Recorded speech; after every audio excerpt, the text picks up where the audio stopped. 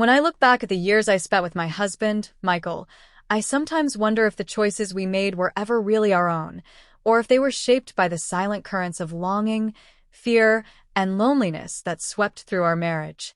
My name is Emily, and this is the story of how a single wish from my husband changed everything I thought I knew about love, loyalty, and forgiveness.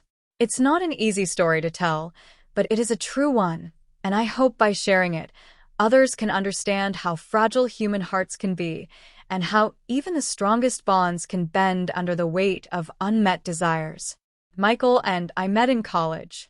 He was charming, witty, the kind of man who could make everyone around him laugh without even trying. I was quieter, more serious, always the one with a notebook in my hand and plans carefully written out. Somehow, we balanced each other. Where I saw structure, he saw spontaneity. Where I feared risk, he saw opportunity. We married 5 years later, in a small church surrounded by family and friends, believing wholeheartedly in the promises we made to one another. Our first years were filled with the simple joys of being newly married, late-night conversations, small vacations we could barely afford, and building a life together piece by piece. We bought a modest home in a quiet neighborhood, planted a garden, and dreamed of children. On the surface, everything looked perfect, but beneath it all, I could sense cracks forming. Michael had a restless spirit. He always wanted more experiences, more adventure, more excitement. I, on the other hand, longed for stability, routine, and the comfort of knowing what tomorrow would bring.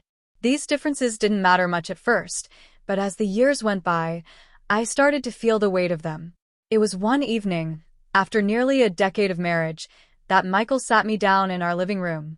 His expression was serious, his hands nervously fidgeting with the edge of his shirt. "Emily," he said, his voice low, "I have a wish, something I've been holding back for a long time." I felt my chest tighten. My mind raced with possibilities. Was he sick? Did he want to move? Did he want to change careers? I could never have predicted what he was about to say.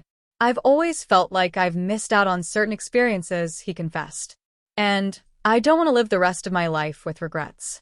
I want us to be honest about our desires. My wish is to have the freedom to explore something outside of our marriage just once. I don't want to hide from you. I don't want lies. I just need this." The word struck me like a thunderclap. My husband, the man who had vowed to be faithful to me, was asking for permission to be unfaithful, but in a way that he claimed would not destroy our bond. At first, I couldn't breathe. I couldn't understand how the man who looked into my eyes on our wedding day could now be sitting across from me with such a request. "Michael," I whispered, my throat dry, "do you hear yourself? Do you realize what you're asking?" He nodded, his eyes filled with a mix of shame and desperation. "I know how it sounds, but I can't keep pretending. I don't want to sneak around or betray you. That's why I'm asking openly. I love you, Emily. But this wish, it's been eating at me." For weeks, I wrestled with his words. I lay awake at night, staring at the ceiling, wondering if granting his wish would destroy us, or if denying it would create an invisible wall between us forever. I thought about the years we had shared, the sacrifices we had made, the trust we had built. And yet, I also thought about the weariness in his eyes, the way he had seemed more distant, more distracted lately. Finally, one evening, I said yes. My voice trembled as I spoke. "If this is truly your wish, Michael, if this will bring you peace, then I'll let you have it. But only if you promise me complete honesty. No secrets. No lies." He looked at me with such gratitude and relief that I felt both loved and broken at the same time. I wanted to believe that granting him this freedom would somehow strengthen us, that it was a test of trust we could survive. But reality was far harsher than I imagined. Michael became consumed by his wish.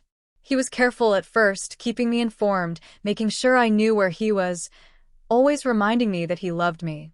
But as weeks turned into months, I began to feel the sharp edges of jealousy and doubt cutting into me. Every smile on his lips when he returned home felt like it belonged to someone else. Every lingering silence at the dinner table was a reminder that a part of him was no longer mine. I tried to be strong, to remind myself that I had agreed to this.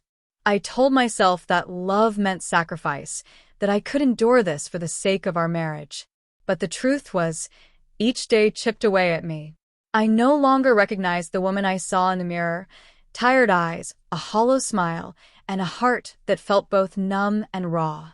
It wasn't long before the emotional distance between us grew unbearable. One night, I broke down in tears and told him, "Michael, I can't do this anymore. Your wish, it's tearing me apart." His face fell, and for the first time, I saw regret in his eyes. He held me, whispering apologies, promising that he never wanted to hurt me. "I thought this would make things better," he said softly, "but I see now it was a mistake." But some mistakes cannot be undone. Though he ended his pursuit of that wish, the damage had already been done. Trust, once broken, is not easily mended.